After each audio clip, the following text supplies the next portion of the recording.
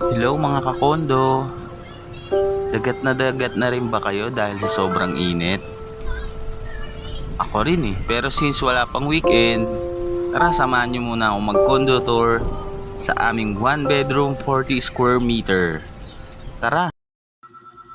Ayan, nandito tayo ngayon sa 40 square meter loft type in Cambridge Village. Ayan, pasok tayo. Ito yung laundry area niya sa baba ng hagdanan. Tapos ito yung receiving area. Convertible din siya for 2 bedroom. Ayan, may view siya.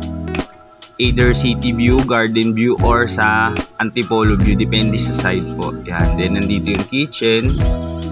Tapos akyat tayo sa taas. Ayan, kaya siya naging low type. Pag akyat natin dito sa taas, sa may left side natin, nandun yung toilet and bath. Charan!